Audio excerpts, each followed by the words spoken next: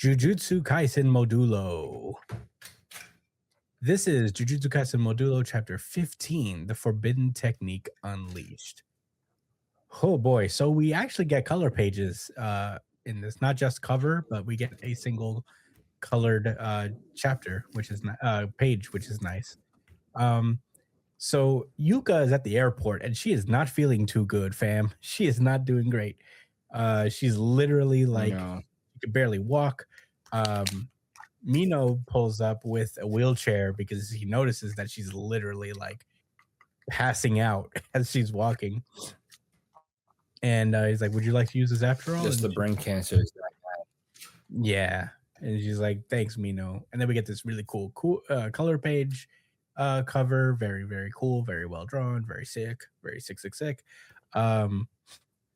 And we get an internal monologue from Yuka as she's remembering that she's thinking to herself that if she gets reborn, she would like to be the older sister because she spent 16 years finding out exactly what a younger sibling would want. She always talked about how she went easy on Tsurugi. She let him have the first pick of snacks. He taught him all the cheat codes. And, he was like a terrible older brother because he was supposed to be doing all that stuff for her. But she's saying that fondly in a sense. Mino tries to talk to her some more and she's like, "Tsurugi," and she's like, "Yeah, what about him?" And she can't even tell people apart anymore. She thinks that Mino is Tsurugi. He's like, "I thought I told you not to come. I was trying to act tough. I wasn't trying to act tough. I just didn't want you to see me like this." And you're the type of guy who thinks he's being nice when he tells a girl she looks better without makeup. You're just a nice guy. He's like, "I swear, you really don't understand how girls feel. Oh, not even your little sister." And Mino can't even hold back tears because she's like going through this delusional like mindset because of her illness. And he's like holding her hand and she's like, "I'm sorry. I'm so sorry." And that contact kind of brings her back to her younger years where she was hanging out with Tsurugi, and she was actually on she was helping her friend who was possessed by a vengeful spirit, and that couldn't be graded. And she wanted to help, but she thought she could do it herself. But Tsurugi showed up and helped her, and she didn't think that she would die if Tsurugi hadn't shown up, but she definitely was thinking her friend might have died. She wouldn't have been able to save her friend without Tsurugi there. So, and he never blamed her, and all she could do is rely on his kindness. And that's all sweet and very good. But enough of that, because we got to get into some cool Jujutsu Kaisen world building. Dabra is already at the spot. And there's these crows around, and Dabra asked this old looking guy with a familiar little like fishtail hairdo over his face. He's completely hooded this entire time. He's like, "Are you the chosen warrior?" He's like, "No, I am but an old man. I have come to greet you on behalf of Earth's Jujutsu sorcerers before the duel." And he introduces himself. He introduces himself as Ui Ui, master of the new shadow style. Teleporting kid. It was Ui Ui the kid? Yeah, Ui Ui is the so that's the kid. Yeah, that's the kid. Oh, he has his hair just like the girl did. Yeah. Man, he's like, oh. Yeah, I see. Yeah, this is that kid that had that strange relationship with his older sister. Yeah. Anyway, he's like, "I would like to express my gratitude to you, king from another planet. You see, these kids don't know what it's like to give it up like that these days. When I was a boy, shit, I saw Sukuna versus Gojo, and that was peak. But these kids have never witnessed peak."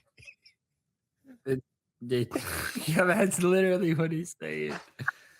I watched the Inhuman Makio Showdown. I was there for Shinjuku for Shibuya. I was there for the Inhuman Makio Shinjuku Showdown. Yeah. I was out here in these streets seeing real people fight. And these guys haven't seen one.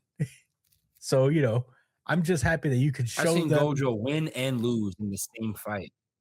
That was crazy. I was a part of Yeah, Lobotomy that was Tyson. crazy. How you win and lose? But yeah, he's like, these children have no idea what it's like when a living creature reaches the peak of violence. And I'm very excited that you can show them. You could show them the true terror of the curses that spill out from our very guts. I'm like, all right, Uy, calm down, you weirdo. Whoa, lay. Dabra is like, all right. I mean, I can't really show you anything unless I'm fighting someone, and I'm not gonna. I don't think you want me to fight these kids. He's like, like unless they're truly worthy, it will be over before they can see a thing.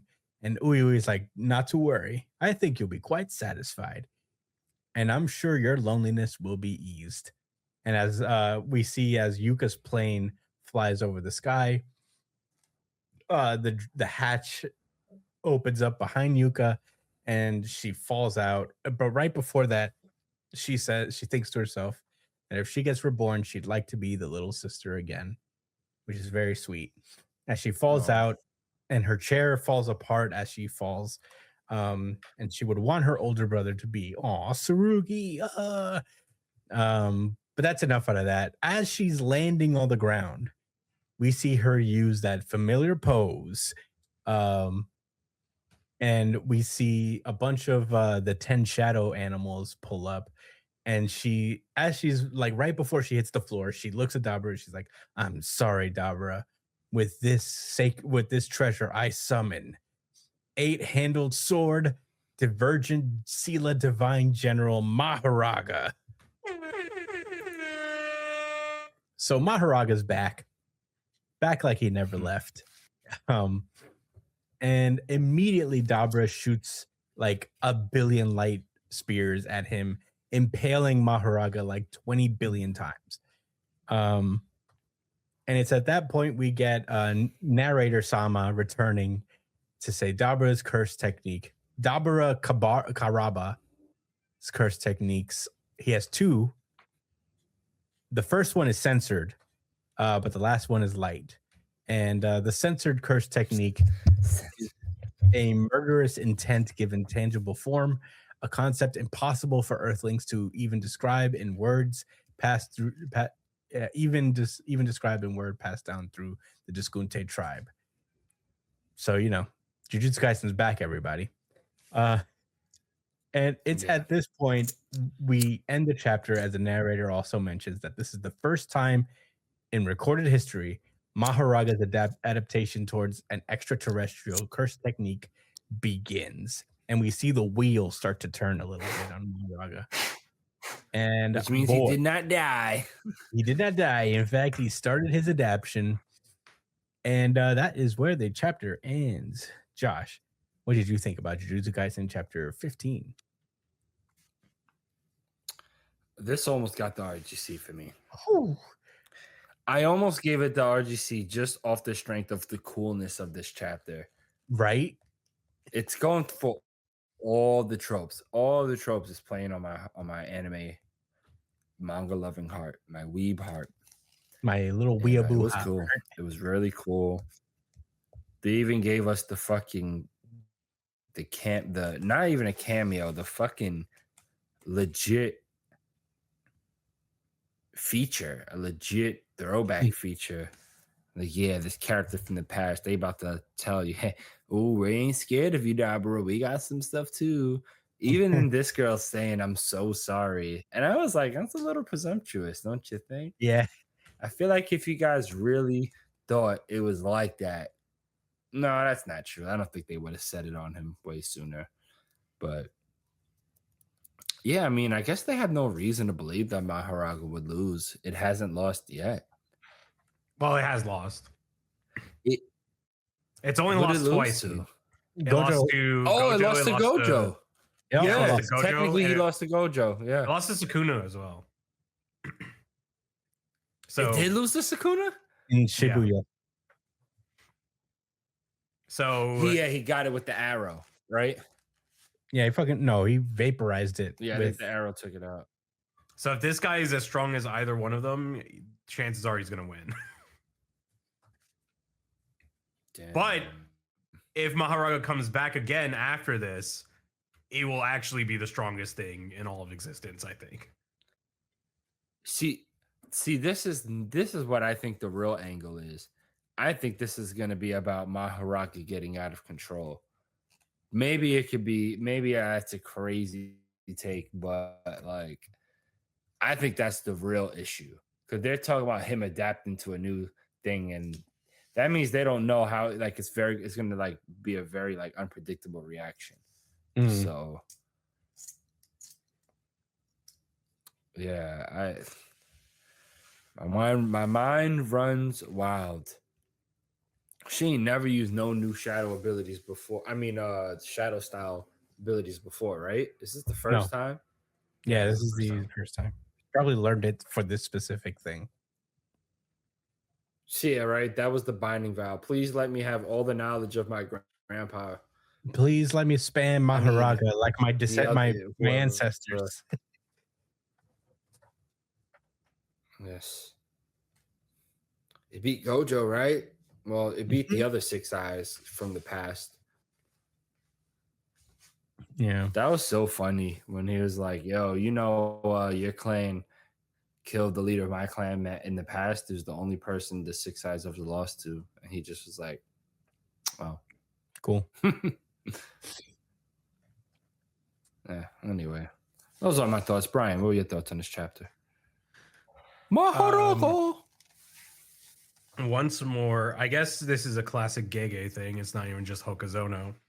But you think that you're going to see one chapter, and it ends up being a completely different chapter the next. So we were like, oh, yeah, I'm really excited to see this clash between Jujutsu and Cursed Techniques from these two characters. And then Gege's like, actually, no, you're going to see it from these two characters instead. Here's Ui. Oh, yeah, Ui. So technically, Ui is probably the new modern age Kenjaku, if you really think about it. Because he can just swap his fucking soul into different bodies. So technically, him and his sister could be alive forever. And all those kids are just kids who are going to become... he's back? Who? Ui? Kenjaku? No, he's dead. No, but my point is that he's basically Kenjaku without needing to swap brains. He could just switch out people's souls out of their bodies and take them. I think it was temporary, though. I don't think so. Because, like, I think Yuji kept getting kicked out of bodies. Maybe it's different when it comes to him, but I have no idea.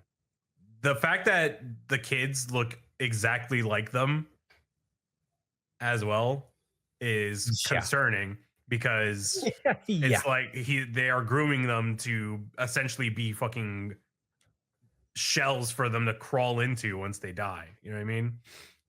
Is what I'm thinking.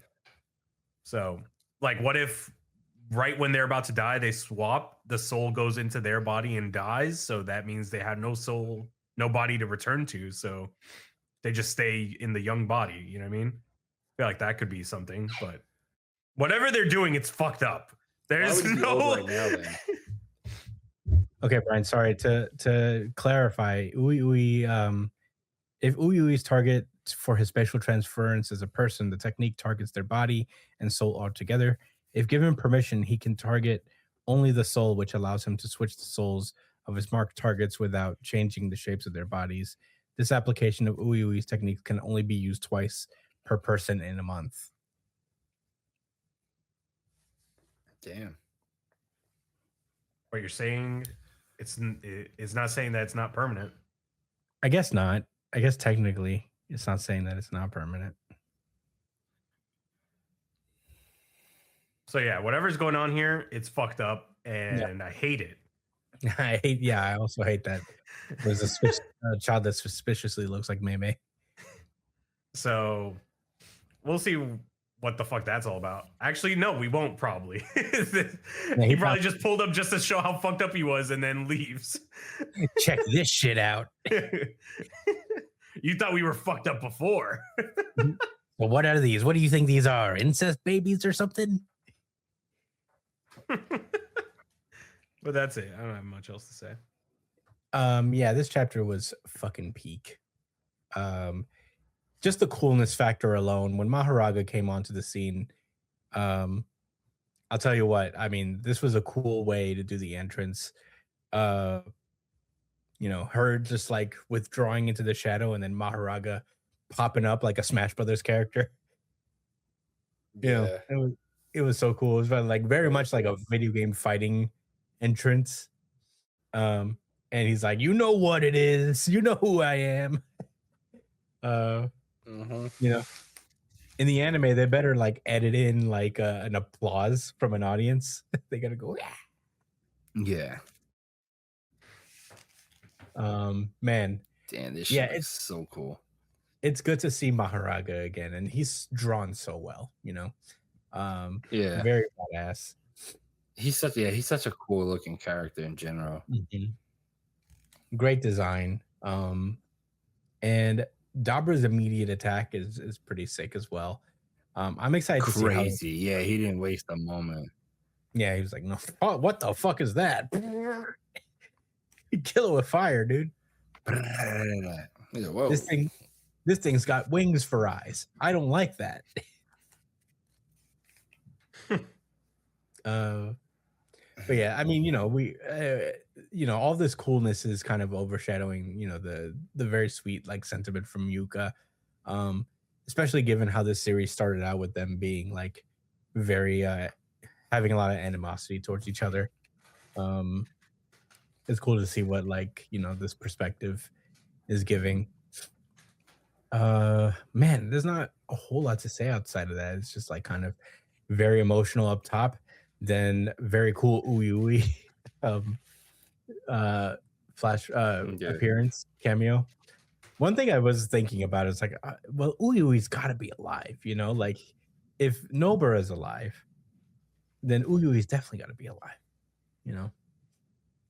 It's really fucked up what he became. I feel like I forgot about so many of the characters. Yeah. Sorry. Cause you sorry, baby.